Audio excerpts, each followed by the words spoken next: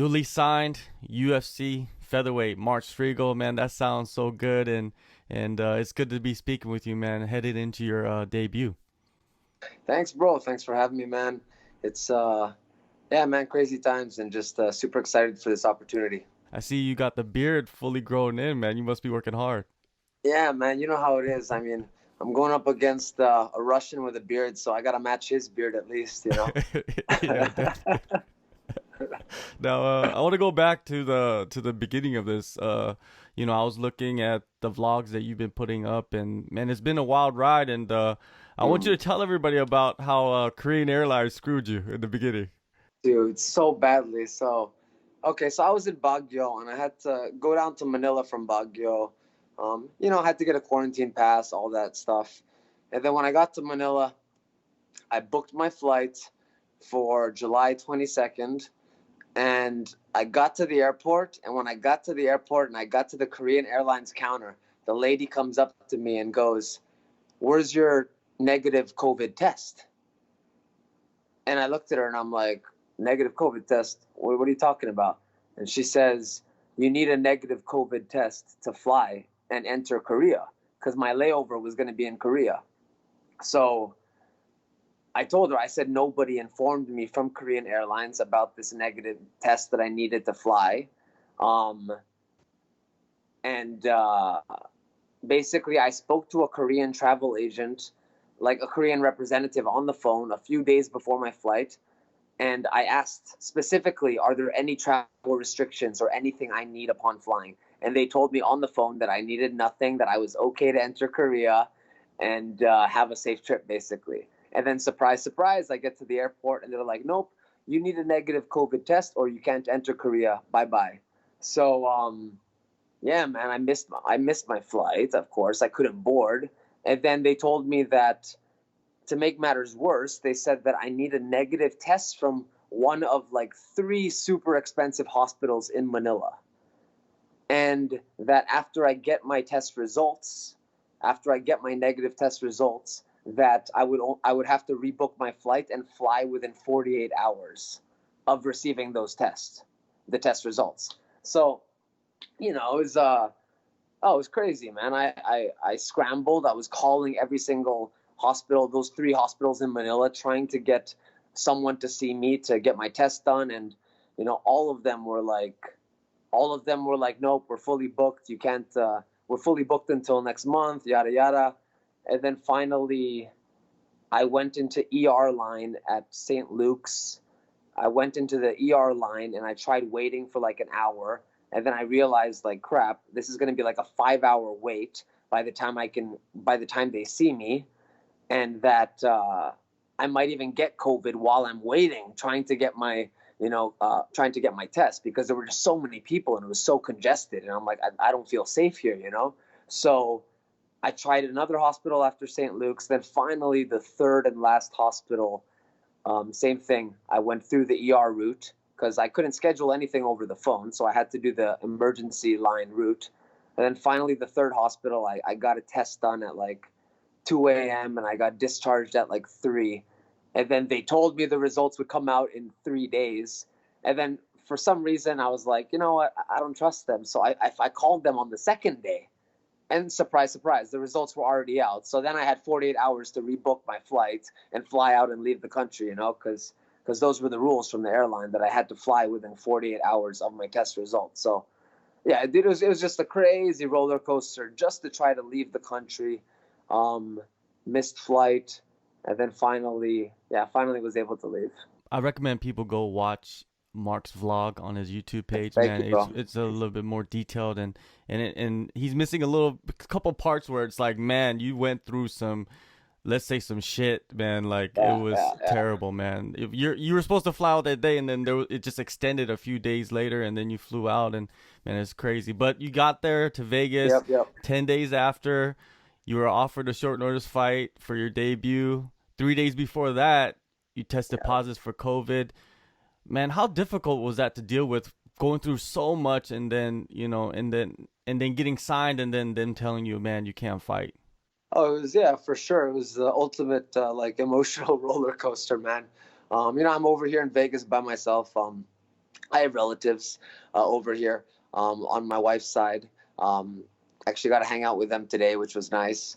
But yeah, essentially I'm over here by myself with new training partners, new coaches, new camp. And I got here after 10 days of training. They told me in 10 more days, you're going to have a fight. And I was like, okay, let's take this opportunity. Let's go. Getting my weight down, of course, you know, because I'm fighting at bantamweight. So doing the weight cut, everything. And I checked into the fighter hotel on Tuesday. And immediately when you check into the UFC fighter hotel, they do a test. And the test result was going to come out Wednesday morning. So I checked in on Tuesday. Every fighter has a room for themselves, for their coach, and then a separate room for working out in. So 3 rooms per fighter. So it's a good setup actually with the UFC. They're making all the right moves to put on shows and make it happen during these COVID times. So anyway, I worked out on Tuesday. I was feeling already a little bit off, you know. My body just felt like run down, like pretty achy, like, you know, that achy feeling in your lower back you get when you have the flu. So I was feeling out of it, but at the same time in my mind I was like, man, you're cutting weight too, and you've been water loading for like 2 days. Like, don't be a bitch. You're probably just feeling out of it from the lack of calories and feeling tired. So just push through it. So anyway, that's what I did. Tuesday I did a workout in the room.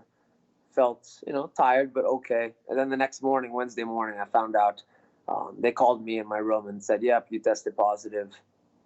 You're going to be pulled off of the card, and just stay in your room, and we'll tell you when you can leave. And please don't make any contact with anybody else, any other fighters, no staff, nobody." So that's what I did, and yeah, man, it really sucked, of course. But the way I look at it, it's probably a blessing in disguise, because now I have more time to prepare for this next fight, and I have more time to put a proper training camp in. And I've been working with some great coaches at Syndicate MMA and great training partners. So yeah, it's all good. Yeah, I kind of feel like that too. I mean, it was a blessing for you. That short notice was, it was good, but then it could have been a bad thing at the same time. But now you can be fully prepared. You're gonna go to Fight Island, and man, it's exciting times, man. But did you almost think about going back home though after the fight was canceled? No, not for a second, man. My wife's Star, she's pregnant right now with our second baby, and she's due in December. So that was the plan, man. Like, go do your thing out there, go fight, make some money, and just come back in time for December and the baby, and you're good. So I was like, okay, this is canceled. I hope I can get another one right in after, and as long as I'm back in time for December, then we're good. So. All right, well that all works out, man. I know you also have a young son at home too, Yes, running around 2. crazy, right? Yeah, so we've been doing like we've been doing video. Technology is great, man. At least I can see them every day on video and everything, so that's good. Now, we haven't seen you inside the cage since April of 2019. Yeah. What have you been working on mostly throughout just training without having a fight? I mean, well, I did have the SEA Games for Sambo, so I spent some time training in combat Sambo with the gi, and I do believe that helped develop my game in other areas, the judo aspect and the upper body, the clinch work aspect. And for pure MMA, I mean, this is my job. This is my profession, so I never stopped training, just been working hard. I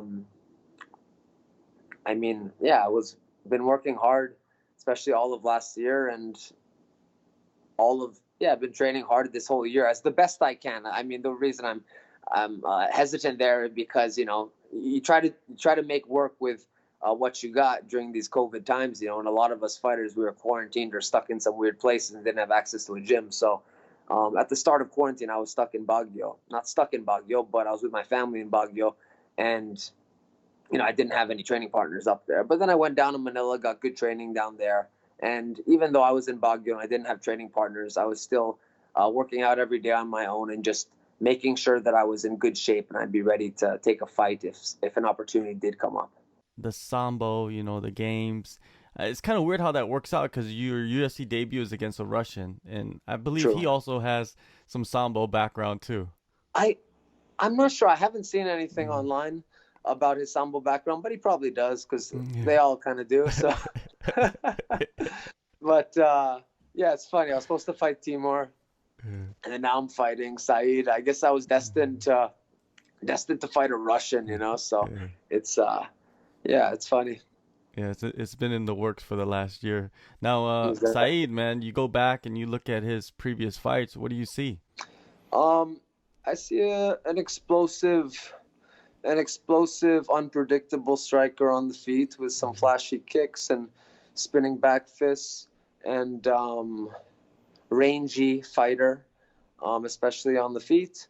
Um, and yeah, just a tough guy, lean build, pretty tall. I think he's a little taller than me, but yeah, I feel I match up well with him, and yeah, it's gonna be a good fight for sure. You being 32 years old, you're experienced in 20 professional fights in your pocket, and you started a family, you have a wife, you're having a baby on the way. It's almost like you're entering the UFC at the prime of not just your fight life, but almost at the prime of just your whole life in general. Do you feel that way? Yeah, no, absolutely. I feel that. I mean, there was a time when we were in talks with the UFC, years ago, and I think after my run with PXC, um, that's where everyone thought that I was going to go, and then other things happened, and I went to one championship, but yeah, I really feel that everything happens for a reason, and I feel that everything's as it should be, and that this is the perfect timing for me and in my martial arts journey as a fighter. Now you've been training at Syndicate MMA, lots of pros out there, lots of guys and girls that are fighting in the UFC or just having fights in general back to back to back weeks, and you see them leaving to go to their fights and you see them fighting on TV, and then it's Yeah. going to be your turn. How has it been, Yeah. that environment? Yeah, no, it's amazing, man. Like, I mean, every pro training class, we have our team huddle at the end. Syndicate on three, 1, 2, 3, syndicate. And before we do our huddle, it's just closing remarks. And head coach John Wood is always like, "Yep, all right. Next week we got Roxy, and then we got JoJo after that, and then this and that." And it's like literally like all the time, man. So I think just being part of that environment and just having so many high level people to work with, it's been awesome, man. There's so many good people passing through, and being, of course, they're great fighters in the Philippines, and in Asia, but just so many in one room at one time, and yeah, it's a bit of a trip, but it's definitely, it's great, and I've definitely been benefiting from it and getting really good training in. Do you see yourself in the future maybe doing that more of just having, a part of your camp in the Philippines and then heading out to Syndicate to finish off your camp just to get those bodies in? Yeah, I think it's a good idea. But also Alliance MMA, they are planning on opening in Manila. So we'll see how that goes, especially with COVID now. We don't really know, but that is something that I would be definitely open to in the future. Have you been over at the PI a lot, working with them, the people over there? Yeah. The PIs, man, the PI is crazy, man. It's state of the art. It's like, as an athlete, when you walk through the doors, it's like a kid in a candy shop. You got this giant cafeteria where you can get custom made meals and all the macros, nutrition, everything's counted. Like, oh, you don't want beef because it'll sit in your stomach. Okay, just do fish. Or you want, like the menu it's the list is crazy long, and you could specify whatever you want, right? Um, and then, of course, the training equipment on top of that, the recovery, cryotherapy, ice bath. They have uh, some infrared like a bed that you lay in. I haven't even tried that one yet, and that's supposed to be good for muscle recovery. So all sorts of crazy equipment and great staff and very helpful people. So I've been going over there about 2 to 3 times a week. This fight, man, is an opportunity to make a huge splash in your debut. How do you see yourself getting that victory? Yeah, I mean, Said's a tough guy, man. This is the UFC. There are no easy fights in the UFC. But I honestly believe that my pressure and pace are going to be too much for him, and that you know, I just plan on being relentless out there and seizing this opportunity, man. I mean, yeah, like you said, this is a huge opportunity. I think he's ranked like, I don't know, I think he's like 28th in the world or something like that. So this is like right into the mix, man. And yeah, I got nothing to lose, man. I'm super excited. Awesome, man. October 17th, UFC Fight Island, Abu Dhabi.